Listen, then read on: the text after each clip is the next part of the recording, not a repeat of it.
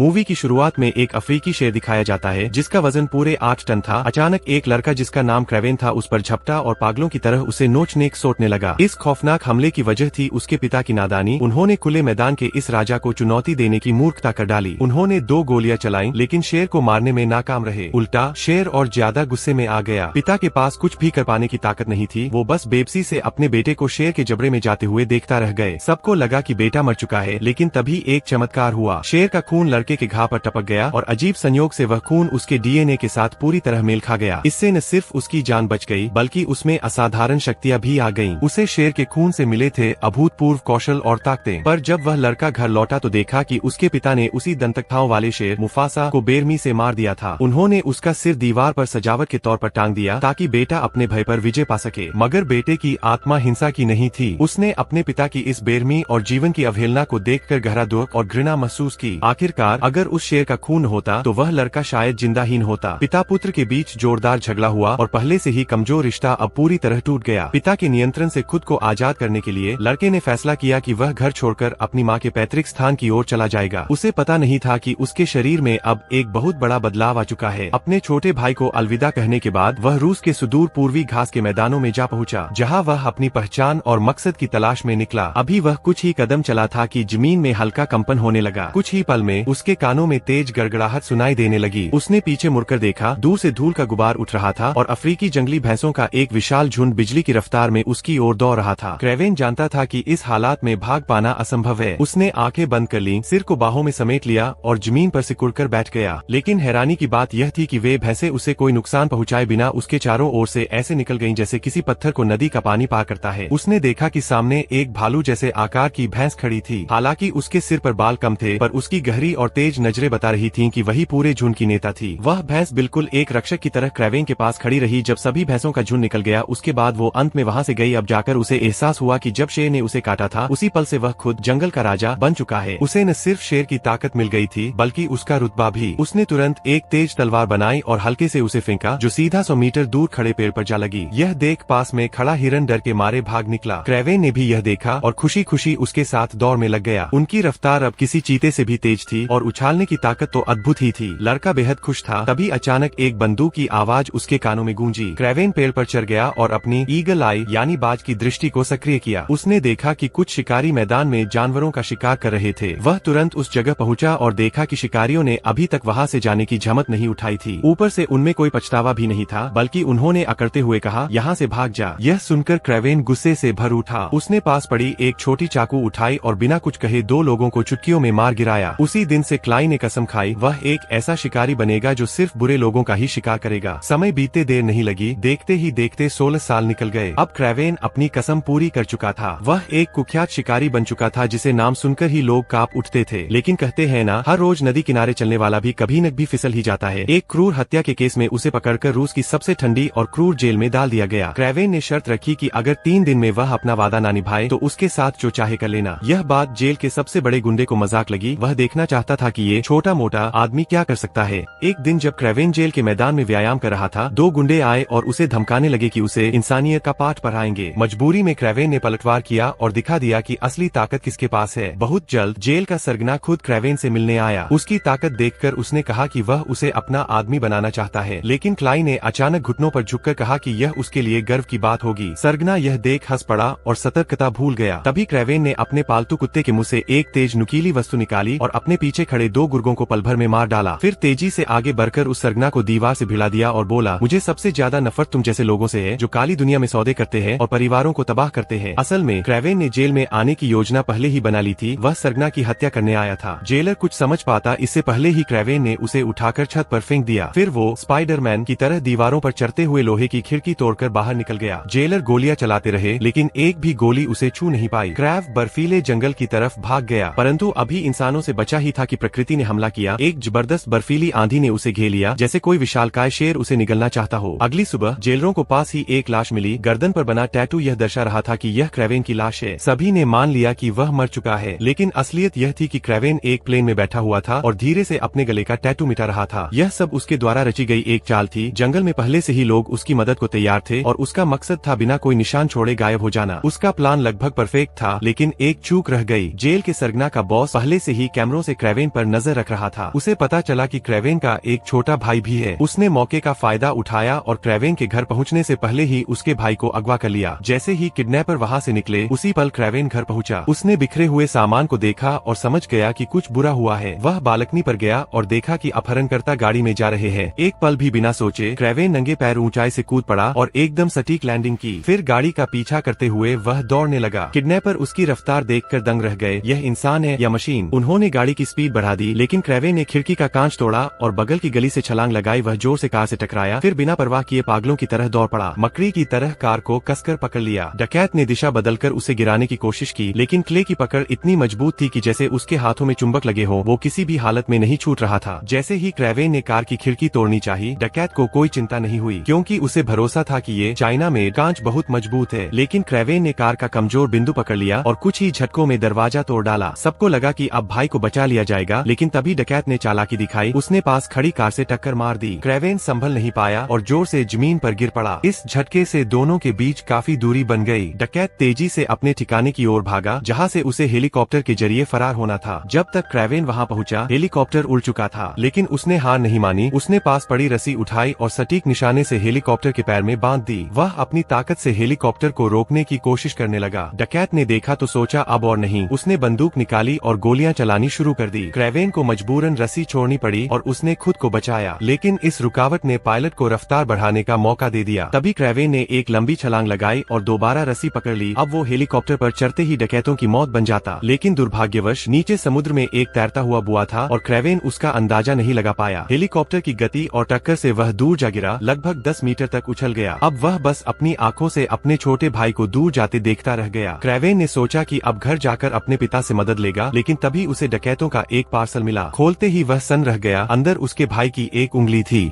पिता ने बताया कि डकैत $2 करोड़ की फिरौती मांग रहे हैं, लेकिन पिता ने बिना सोचे इनकार कर दिया। उसे पता था कि जब सामने वाले भी अंडरवर्ल्ड के लोग हैं, तो पैसा देने से भी बेटा वापस नहीं मिलेगा। पिता ने अपने नेटवर्क से डकैतों की लोकेशन पता कर ली, शायद भाई वही कैद हो। क्रेवेन ने देर नहीं की और तुरंत उस ठिकाने की ओर रवाना हो गया। वह चुपके से पीछे के रास्ते से अंदर घुसा। तभी एक डकैत बाहर निकलने ही वाला था। क्रेवेन ने मौका देखते ही एक झरीला डार्ट मारकर उसे बेहोश कर दिया। फिर उसने एक एक करके सारे गार्ड्स को बेहोश कर दिया। जैसे जैसे वह अंदर बढ़ता गया, गार्ड्स की संख्या भी बढ़ती गई, लेकिन अजीब बात ये थी कि कोई भी डकैत उसे पहचान नहीं पाया। क्रेवेन खुलेआम चलता रहा और सभी जैसे अंधे थे। सीढ़ी के पास खड़े 2 डकैत तो इतने बेकार थे कि उनकी आंखें किसी जरूरतमंद को दान की जा सकती थीं। क्रेवेन को समझ आ गया कि ये लोग बेवकूफ है, तो उसने छिपना छोड़ दिया और सबके सामने आ गया। अब डकैतों और क्रेवेन के बीच जोरदार भिड़ंत हुई, लेकिन नतीजा वही हुआ, डकैत हारते चले गए। अंततः क्रेवेन ने रेड नामक डकैत को पकड़ लिया और खिड़की से लटकाकर भाई की लोकेशन पूछी। तभी रेड ने क्ले का असली नाम पुकारा। क्रेवेन चौंक गया। उसे एहसास हो गया कि कुछ बड़ा गड़बड़ है। उसने सामने देखा तो पहाड़ी पर कुछ लोग घात लगाए बैठे थे और अगले ही पल एक रॉकेट लॉन्च कर दिया। क्रेवेन के पास कोई रास्ता नहीं बचा। उसने रेड को पकड़कर पहाड़ी से छलांग लगा दी। अब उसे समझ आ गया था कि असली टारगेट वह खुद है। भाई तो बस एक चारा था। गिरने के बाद उसने फिर से पूछताछ की। रेड ने इस बार सब कुछ बता दिया। पीछे से सब कुछ लियाम नामक एक शातिर अपराधी करवा रहा था और भाई को उसी के पास रखा गया है। तभी फिर से ऊपर से बड़ी मात्रा में पत्थर गिरने लगे। अब साफ था कि उसे मारने की ठान ली गई है। क्रेवेन उन पत्थरों के नीचे दब गया। उसकी जिंदगी और मौत दोनों अनिश्चित हो गयीं। कुछ समय बाद 2 हत्यारे घटनास्थल पर पहुंचे। उन्होंने शव देखकर बेहद उत्साहित होकर वीडियो रिकॉर्ड करना शुरू कर दिया, शायद किसी सबूत या जीत के प्रमाण के तौर पर। 2 लोगों को जल्दी से निपटाने के बाद क्रेवेन ने अपनी गर्लफ्रेंड को फोन किया और उसे तुरंत कंपनी से निकलने को कहा। चूंकि लियाम उसके छोटे भाई को उठा सकता है, तो उसकी गर्लफ्रेंड को भी खतरा हो सकता था। इसलिए दोनों ने एक गुप्त बेस की ओर उड़ान भरी, लेकिन उसे यह अंदाजा नहीं था कि उनका बेस पहले ही उजागर हो चुका था। लियाम के आदमियों ने उस बेस से क्रेवेन के झर वाले सुई के सैंपल चुरा लिए थे, जिनसे वह लोगों को मारता था। विश्लेषण के दौरान उनमें एक दुर्लभ पौधे की पहचान हुई, जो केवल एक विशेष क्षेत्र में उगता है। इससे लियाम को क्रेवेन के बेस का स्थान पता चल गया। लियाम अपने लोगों के साथ वहां पहुंच गया और क्रेवेन के भाई को मजबूर किया कि वह अपने भाई को फोन करके संधि की बात करे। लेकिन क्रेवेन को कोई घबराहट नहीं हुई, क्योंकि जंगल उसका क्षेत्र था, जहां वह वन्य जीवों का राजा बन चुका था। दूसरी ओर लियाम ने भी पूरी तैयारी कर रखी थी। शिकार के ढेर सारे उपकरण पूरे जंगल में फैला दिए, मगर क्रेवेन ने उन सभी जालों को भांप लिया और उन्हें खुद लियाम के आदमियों के खिलाफ इस्तेमाल किया। चारों ओर से चीख पुकार सुन लियाम ने अपना सीक्रेट वेपन तैनात किया, एक हेलीकॉप्टर जो जंगल के ऊपर से झर और गोलाबारी करने लगा। थोड़ी देर बाद जब गोलाबारी रुकी तो लगा जैसे खतरा टल गया है, लेकिन लियाम ने बमों में मादक दवा मिला दी थी। क्रेवेन पहले ही इससे प्रभावित हो चुका था। उसे लग रहा था कि उसके शरीर पर मकड़ियां रेंग रही है और आसमान से भी विशाल मकड़ियां गिर रही है। तभी एक हत्यारा धुंध से निकलकर उसकी ओर बढ़ने लगा। क्रेवेन पूरी तरह भ्रमित और कमजोर हो गया था। हत्यारे ने अतिरिक्त दवा के तीर भी उस पर चलाए। वह दृश्य एक तरफा नरसंहार जैसा लग रहा था, लेकिन अंत में क्रेवेन ने हिम्मत करके हत्यारे को पकड़ लिया और जमीन पर पटक कर बुरी तरह पीटा। मगर अगली ही क्षण देखा कि वह बस एक लकड़ी का टुकड़ा था, सारा कुछ उसकी माया थी। असल हत्यारा क्रेवेन को मारने ही वाला था कि उसकी गर्लफ्रेंड वहां पहुंची और एन मौके पर उसे बचा लिया। क्रेवेन की हालत देखकर उसने तुरंत अपने पूर्वजों से मिली जीवन औषधि निकाली, जिसके बारे में कहा जाता था कि वह किसी को भी मृत्यु के दरवाजे से वापस ला सकती है। और सच में कुछ ही देर में क्रेवेन फिर से पूरी ताकत में आ गया। अब समय था लियाम से बदला लेने का। उधर लियाम को इसका बिल्कुल भी अंदाजा नहीं था। वह घर लौट रहा था यह मानकर कि क्रेवेन अब मर चुका है। तभी उसके वाहन के बाहर अचानक घबराहट भरा शोर हुआ। एक झुंड जंगली सांडों का उसकी ओर दौड़ता चला आ रहा था। उसने तुरंत अपने शरीर से दवा को सक्रिय किया, जिससे उसकी त्वचा पर खतरनाक मोटी चमड़ी और कवच जैसी संरचना उगाई। वह एक असली राइनो बन चुका था, जिस पर कोई हथियार असर नहीं करता। सांडों ने उसकी गाड़ी से टक्कर मारी, चारों ओर तबाही मच गई, लेकिन लियाम पर इसका कोई असर नहीं हुआ। जल्द ही क्रेवेन भी वहां पहुंच गया। दोनों आमने सामने हुए और एक भीषण लड़ाई शुरू हो गई। पहले ही टकराव में क्रेवेन नीचे गिर पड़ा। लियाम की ताकत उसे कहीं ज्यादा थी। उसने एक चलती गाड़ी को भी सींगों से पलट दिया। क्रेवेन पर लगातार वार होते रहे और वह बचाव नहीं कर पा रहा था। एक मौके पर वह गाड़ी की आड़ लेकर पलटवार करना चाहता था, लेकिन लियाम ने उसे पकड़ लिया और गला दबाने लगा। जीवन मरण के इस क्षण में क्रेवेन की नजर राइनो की पीठ पर बने दवा के इनपुट पोर्ट पर गई। उसने पास पड़ा एक लोहे का पाइप उठाया और उसे जोर से वहां घोंप दिया। दर्द से कराहता लियाम क्रेवेन को दूर फेंक देता है। क्रेवेन ने तुरंत एक लोहा की रस्सी उठाई और अपनी फुर्ती से लियाम को कसकर बांध दिया। फिर रस्सी का दूसरा सिरा एक जंगली सांड के पैर में बांध दिया। लियाम कुछ समझ पाता उससे पहले ही सांडों का झुंड उसे अलग अलग दिशाओं में खींचकर बिखेर देता है। चाहे वह कितना भी मजबूत हो, ऐसी शक्ति के आगे वह भी टूट गया। फिर क्रेवेन ने एक 40 मीटर लंबी लोहे की छड़ उठाई और लियाम को उसका अंतिम वार दिया। आखिरकार उसने अपने भाई को बचा लिया। भले ही रास्ता मुश्किलों भरा था, लेकिन क्रेवेन कभी नहीं रुका और अब वह पक्के इरादे के साथ आगे बढ़ेगा बुराई के खिलाफ शिकार की इस यात्रा पर।